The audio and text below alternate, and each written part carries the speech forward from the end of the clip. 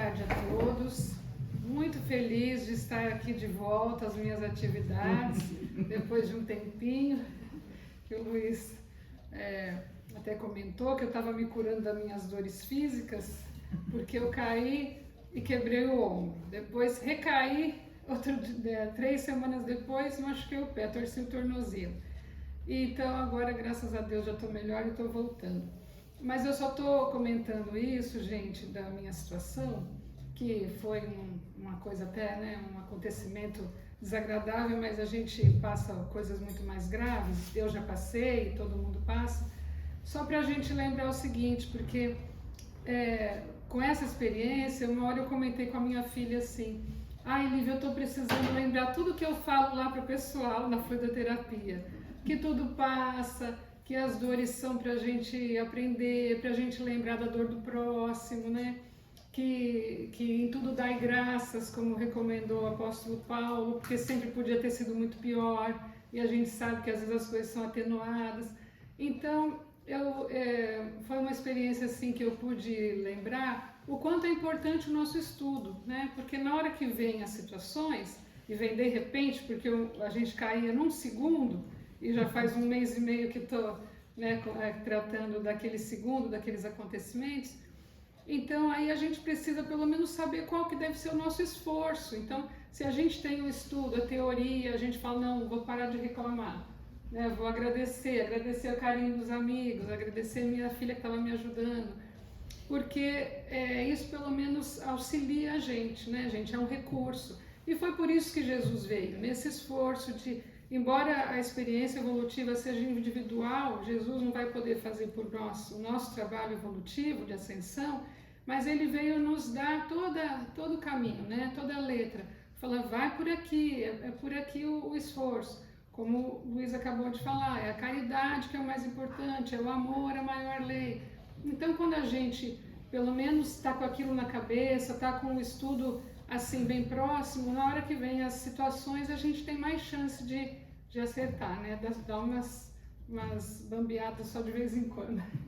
Então vamos ao estudo. O nosso capítulo agora é o capítulo 16. Então o Luiz encerrou o capítulo anterior, capítulo 15, e este próximo é o capítulo 16, o nosso livro que nós estudamos de cabo a rabo continuamente, o Evangelho segundo o Espiritismo, e também convidamos que vocês em casa releiam ou estudem com a gente, né? Devido à importância que é esse estudo do Evangelho para nós, todos aqui encarnados. Então, o nosso capítulo de hoje se chama Não se pode servir a Deus e a Mamão. E nós vamos abordar, é um capítulo bem grande, tem muitas citações do Evangelho, os comentários, e a gente vai tratar apenas do item 1 a 5, porque na semana que vem continua esse estudo. Então, esses 5 itens que nós vamos abordar são todos citações do Novo Testamento. Não são os comentários de Allan Kardec, porque sempre tem mesclado, né? As citações, depois os comentários. Esses 5 primeiros itens são só mesmo os textos bíblicos. Então, vamos ao primeiro item, que diz assim: Ninguém pode servir a 2 senhores, porque ou odiará a um e amará ao outro, ou se prenderá a um e desprezará o outro. Não podeis servir simultaneamente a Deus e a Mamon. Então, esse é do Evangelho de Lucas, capítulo 16, versículo 13. Bom, antes de mais nada, vamos lembrar que esse termo Mamon significa dinheiro, né? Riqueza, as posses materiais. Então, ele está simbolizando os interesses e a adoração das possibilidades que a vida carnal oferece. E que Jesus está nos dizendo textualmente que não podemos servir ao mesmo tempo os interesses de Deus e os interesses da matéria, não é?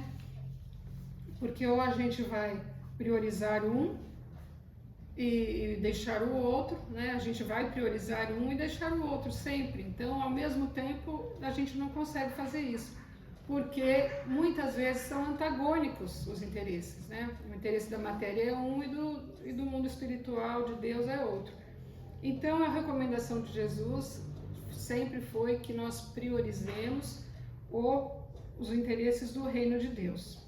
Este capítulo, então, é um lembrete, como eu falei, para a gente estar assim com aquilo mais na cabeça, né? Estar com o estudo mais recente, e que nos foquemos naquilo que realmente importa, para não nos perdermos nas facilidades, nos prazeres, na ilusão que o mundo material oferece, porque não é para isso que nós viemos.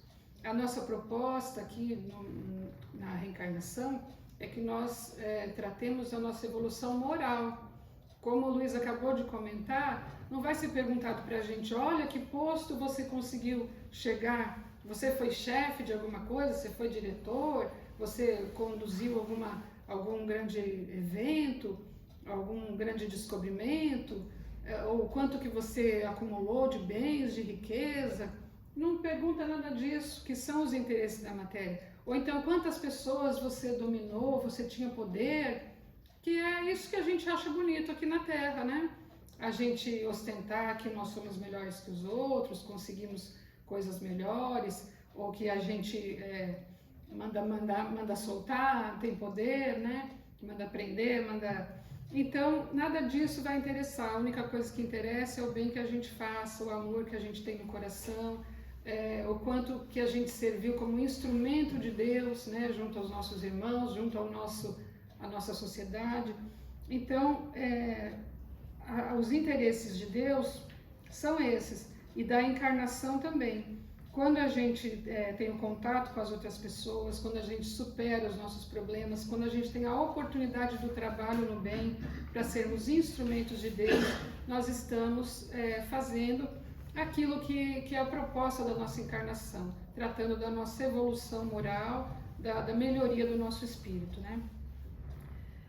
O segundo item do nosso capítulo conta a história de um moço que pergunta a Jesus o que ele deveria fazer para ganhar a vida eterna. E Jesus responde: se queres entrar na vida, guarda os mandamentos. Que mandamentos? Retrucou o mancebo. Disse Jesus: não matarás, não cometerás adultério, não furtarás, não darás testemunho falso, honra teu pai e a tua mãe e ama teu próximo como a ti mesmo.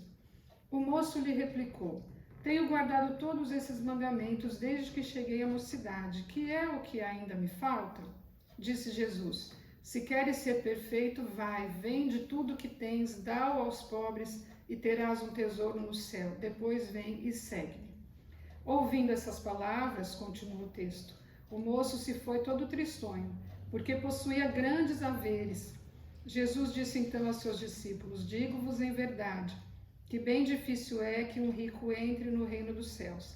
Ainda uma vez vos digo, é mais fácil que um camelo passe pelo buraco de uma agulha do que entrar um rico no reino dos céus. Esse é do Evangelho de Mateus, de Marcos também.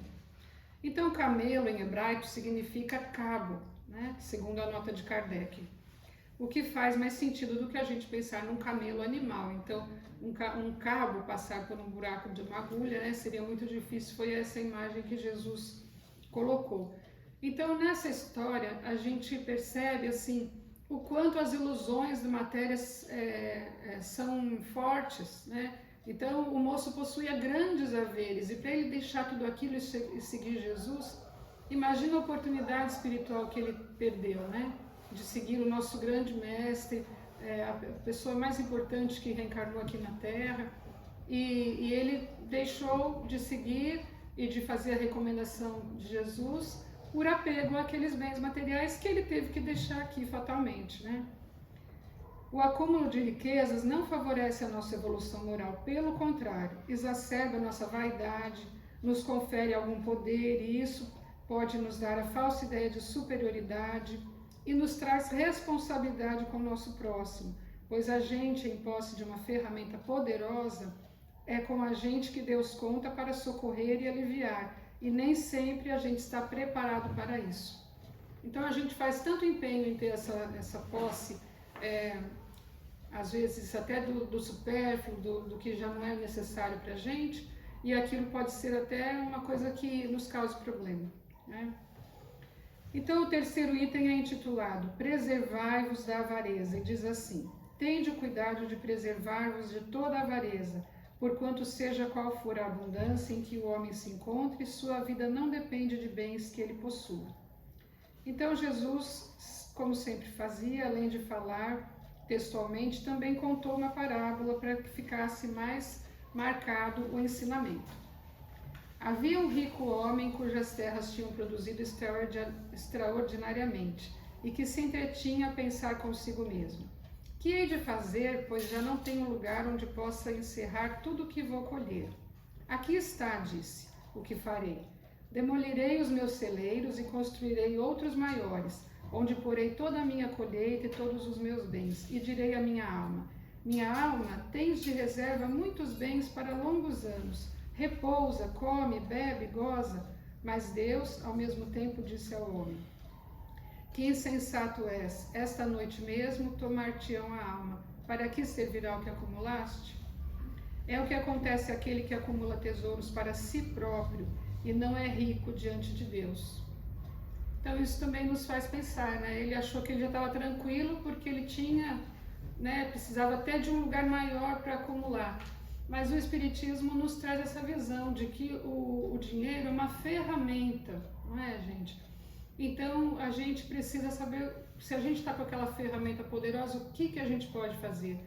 Muitas vezes a gente não precisa sair doando para todo mundo. Eu conversei uma vez com uma pessoa que ele tinha grandes problemas na família e precisava de um dinheiro muito grande, porque a esposa tinha depressão, os 3 filhos, cada um tinha um problema, um era autista, o outro tinha ansiedade e como é que chama quando não come? Esqueci a palavra. Anorexia. A filha mais nova também tinha problema, então ele precisava de psiquiatra e psicólogo para toda a família, fora medicação. Ele também fazia um trabalho com cestas básicas para ajudar as pessoas, né, necessitadas, porque ele sentia que era o compromisso espiritual dele. Então, a gente vê que às vezes Deus dá o recurso financeiro porque vai ser cobrado outra situação da pessoa. Então, a gente não pensa assim também que não é para você ter dinheiro, que é pecado a pessoa ganhar dinheiro. Não é esse o sentido do nosso pensamento aqui no Espiritismo, né? O dinheiro é uma bênção quando é utilizado para o bem. Esse prédio mesmo que nós estamos, que é da Federação Espírita Paranaense, a federação mantém muitos prédios, muitas casas, e grande parte do recurso que ela tem vem de aluguéis de imóveis deixados por uma pessoa que foi muito rica aqui na Terra e doou grande parte dos seus bens para a federação. Então, isso se transformou, né, em benefícios, e então a gente vê que é um instrumento, como a gente fala, não quer dizer que é sujo ou que é errado a gente se ocupar do dinheiro, né? Então, a gente não gosta de pensar que nós vamos ter que abandonar tudo aqui na Terra, mas essa é a única certeza da vida, a morte do corpo. Então, a gente tem que lidar com a matéria sim, e isso que é o grande desafio, eu acredito, porque a gente não pode desprezar o corpo, os cuidados com o corpo, até a nossa vida social, a situação onde a gente está inserido, a necessidade, a possibilidade de a gente ganhar dinheiro.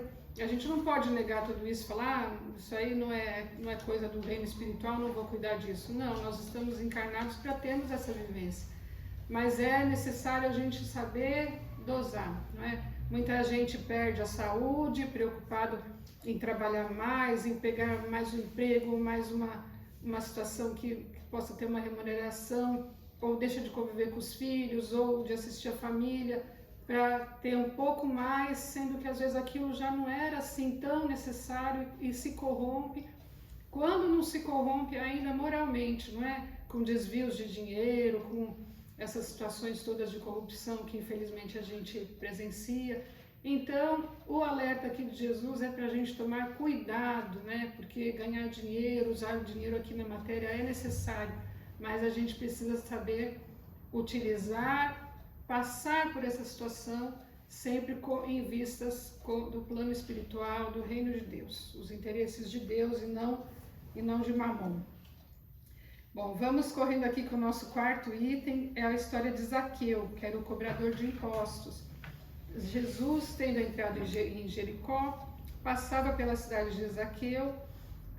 Zaqueu não conseguia vê-lo na multidão e subiu num sicômoro, que eu acho legal esse nome dessa árvore, para ver por quanto ele tinha que passar por ali. Jesus tinha que passar por ali, então ele subiu nessa árvore diferente, aí sicômoro. E Jesus, vendo Zaqueu, fala para ele: dá-te pressa em descer, porquanto preciso que me hospedes hoje em tua casa. Zaqueu desceu imediatamente e recebeu jubiloso. Entretanto, Zaqueu, pondo-se diante do Senhor, disse-lhe: Senhor, dou a metade dos meus bens aos pobres, e se causei dano a alguém, seja no que for, indenizo-o com 4 tantos. Ao que Jesus lhe disse: esta casa recebeu hoje a salvação, porque também este é filho de Abraão. Do Evangelho de Lucas. Então vejam que Jesus enalteceu a atitude de Zaqueu, né? Que Zaqueu com certeza se surpreendeu, se encantou, né, com a presença de Jesus, com aquela superioridade de Jesus, percebeu que ele era realmente um emissário divino e estava com a verdade, e se comovendo, se fez essa proposta, né, de usar os seus bens a favor dos pobres, metade dos seus bens, e reparar a quem ele tivesse feito mal 4 vezes mais. E Jesus enalteceu isso, quer dizer, mostrou que era mesmo esse o caminho. E no 5º e último item, nós temos a parábola do mal rico, que essa é extraordinária, porque essa bem o que acontece, pelo menos comigo, né? A gente parece que não acredita tanto, mas é assim. Havia um homem rico que vestia púrpura e linho e se tratava magnificamente todos os dias. Havia também um pobre chamado Lázaro, deitado à sua porta, todo coberto de úlceras, que muito estimaria poder mitigar a fome com as migalhas que caíam da mesa do rico. Mas ninguém lhes dava e os cães lhe vinham lamber as chagas. Ora, aconteceu que esse pobre morreu e foi levado pelos anjos para o seio de Abraão. O rico também morreu e teve seu sepulcro o inferno, por seu sepulcro o inferno. Quando se achava nos tormentos, levantou os olhos e viu de longe Abraão e Lázaro em seu seio, e exclamando disse essas palavras: Pai Abraão, tem piedade de mim e manda-me Lázaro, a fim de que molhe a ponta do dedo na água para me refrescar a língua, pois sofro horrível tormento nessas chamas. Mas Abraão lhe respondeu: Meu filho, lembra-te de que recebeste em vida teus bens e de que Lázaro só teve males. Por isso ele agora está na consolação e tu nos tormentos. Ademais, existe para sempre um grande abismo entre nós e vós, de sorte que os que queiram passar daqui para aí não o podem, como também ninguém pode passar do lugar onde está para aqui.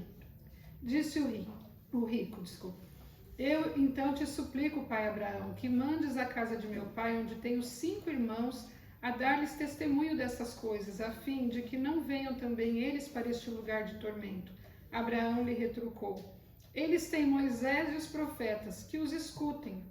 Não, meu pai Abraão, disse o rico, se algum dos mortos for ter com eles, farão penitência, respondeu-lhe Abraão. Se eles não ouvem a Moisés nem aos profetas, também não acreditarão ainda que algum dos mortos ressuscitasse. Do Evangelho de Lucas, capítulo 16. Essa parábola eu acho super interessante, gente, porque é o que acaba acontecendo. E ainda, aqui eles só tinham Moisés, que foi da primeira revelação, e os profetas, né, que trouxeram já algumas noções da lei de Deus. Nós já temos Jesus, que disse em outra ocasião: crede em mim, crede também em Deus, né? Crede em Deus, crede também em mim. E temos agora as explicações do Espiritismo. Então nós temos assim muito material para a gente estudar, para a gente fortalecer a nossa fé, a nossa convicção, né, de que este é o caminho certo. E fica esse lembrete deste capítulo. A gente lidar com as coisas da matéria, sabendo que isso não é o nosso objetivo, não foi para isso que nós viemos, e cuidarmos do nosso espírito, né? Da caridade, como o Luiz falou, da amizade verdadeira, do amor, do companheirismo, do mútuo auxílio, né? Das pessoas se auxiliarem. Fiquei tão agradecida nessa pouca experiência que eu tive, do carinho das pessoas, né? Então, é isso que a gente vai levar, é isso que vai ficar, tá bom? Muito obrigada e vamos fazer a prece? Então vamos nos recolhendo para a gente encerrar essa primeira parte, segunda parte já dos nossos trabalhos.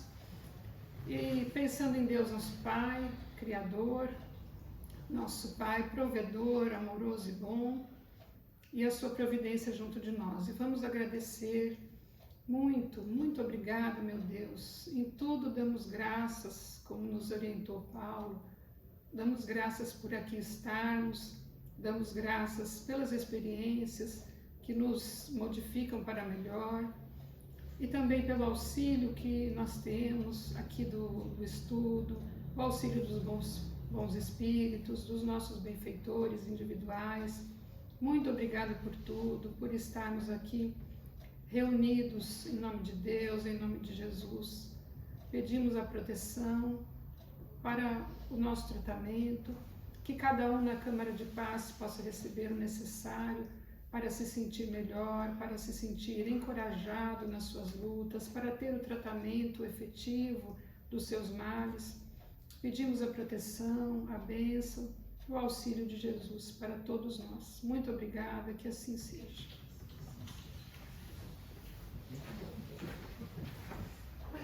Não tem problema.